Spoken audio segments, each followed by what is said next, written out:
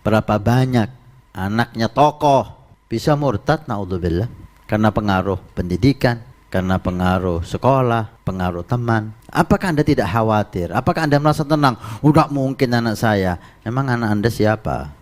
Ya Habibi ya Muhammad. Hina Ali dari Lombok, Nusa Tenggara Barat ya. Insyaallah. Pertanyaannya Ustaz, bagaimana hukumnya seorang muslim menyekolahkan atau mensekolahkan anaknya pada sekolah non-muslim seperti sekolah Hindu, Kristen atau yang lainnya? Bagaimana hukumnya Ustaz? Ini jawabannya dari dua sisi ya. Satu, dari sisi lembaga. Kenapa bisa orang muslim menyekolahkan anaknya di sekolah non-muslim? Ada apa ini? Ada apa ini? Kalau saya lihat ada dua hal. Yang pertama, faktor ekonomi. Ada memang sekolahan non-muslim yang merekrut anak-anak orang Islam untuk sekolah di sana, digratiskan dan dikasih fasilitas ini dan itu, atau orang tuanya dikasih pekerjaan, sehingga faktor ekonomi yang membuat seseorang itu anggap saja menjual agamanya. Ini sangat jelek sekali. Ini sangat jelek sekali. Orang yang menjual agamanya, ini menjual agama ini. Ya. Kalau dia faktor ekonomi ya, ini menjual agama. Anda rela iman anak Anda ditukar dengan itu semua? Atau Anda rela iman anak Anda terancam? Apakah anak Anda itu malaikat? Gak mungkin terpengaruh.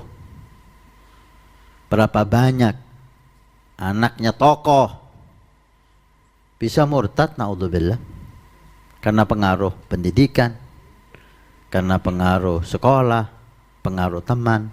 Apakah Anda tidak khawatir? Apakah Anda merasa tenang? Udah mungkin anak saya. Emang anak Anda siapa?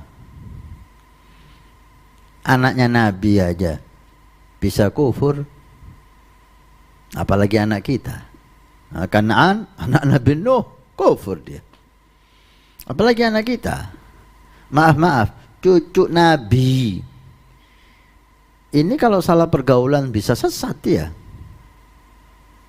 Kalau salah pendidikan bisa sesat dia. Apalagi anak kita, gitu loh. Jangan sekali-kali Anda tukar apapun itu dengan agama Anda. Rugi. Kalau saya lebih baik nggak sekolah. Bodoh nggak apa-apa di dunia, tapi iman aman. Yang kedua, karena ada pendidikan itu memang kita kalah, gitu loh. Kita kalah. Orang-orang non-muslim, mereka sebagian udah beberapa langkah di depan kita, sehingga kadang-kadang nggak mau kita sekolahkan anak kita ke mereka, tapi karena nggak ada tempat yang istimewa seperti itu, atau nggak ada rumah sakit yang istimewa seperti itu, sehingga kita terpaksa orang tua kita, anak kita, keluarga kita bawa ke sekolah itu atau ke rumah sakit itu. Nah, ini juga masuk ke rumah sakit karena sudah juga seperti itu. Maka karena Al-Jad Muhammad Mugaibel sakit di zamannya, memang di rumah sakit di Surabaya itu yang terkenal itu rumah sakit, ada rumah sakit Nasara, dibawalah operasi ginjal, dibawa ke sana karena rumah sakit itu terkenal. Subhanallah, lihat mereka ya, mereka itu berdakwah, kalah kita. Di setiap kamar itu ada lambang agama mereka, ada salibnya waktu itu, setiap kamar, dan ada sound bunyi setiap saat ajakan-ajakan ke agama mereka. Al-Jad Mugaibel setelah operasi sadar melihat ada salib, ada suara-suara. Ini yang bikin saya sakit, katanya. Ini yang bikin saya sakit. Pulang. Akhirnya karena belum waktunya habis operasi, di soundnya itu sama Khali di kabelnya dibuka sehingga nggak bisa bunyi di kamar itu. Asyahid. Kita kalah. Ayo orang yang Muslim, yang pintar, buat pendidikan yang bagus, yang profesional, sehingga ada alternatif. Nah, saudara-saudara kita yang ingin sekolah yang bagus, kita punya. Rumah sakit yang bagus, kita punya, gitu. Alhasil dari dua sisi ya. Intinya jangan sekali-kali kita sekolahkan anak kita, jangankan ke non muslim, ke sekolah yang akidahnya tidak sama, jangan. Anda akan menyesal nanti. Pintar mungkin, pintarnya masih mungkin, gak pasti, tapi dikhawatirkan naudzubillah murtad, dan itu sudah banyak terjadi, atau sesat.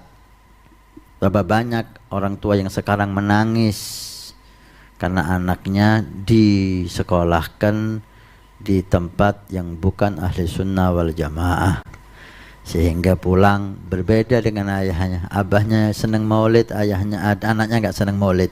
Abahnya senang ziarah kubur, anaknya mengatakan syirik dan musyrik. Menangis. Dia itu teman saya ada, ya. Tapi apalah, sudah terjadi. Anak udah pulang dan sudah dakwah di ajarannya, mau diapakan lagi? Tinggal penyesalan dan hanya bisa doa. Jangan sampai itu terjadi kepada kita. Ya khair. Nabi bersabda, "Man bana masjidan banallahu baitan fil jannah." Siapa yang ikut membangun masjid, maka Allah akan membangunkan rumah di surga. Pondok Pesantren Nurul Iman akan membangun masjid 2 lantai plus aula. Maka kami mengajak untuk kita dan Anda mendapatkan rumah di surga. Kami membutuhkan 2.000 orang, per orang 100.000 per bulan selama 1 tahun. Silahkan Anda daftarkan diri Anda, atau almarhum dari orang tua keluarga Anda yang sudah meninggal, atau Anda niatkan untuk putra Anda supaya menjadi putra yang saleh salehah.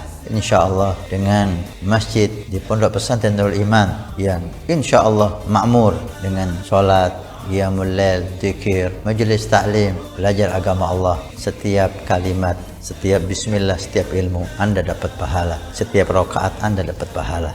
Hani'an lana wa hani'an lakum kalau kita punya rumah di surga Allah. Mudah-mudahan Allah mencatat kita sebagai hamba yang punya rumah di surga.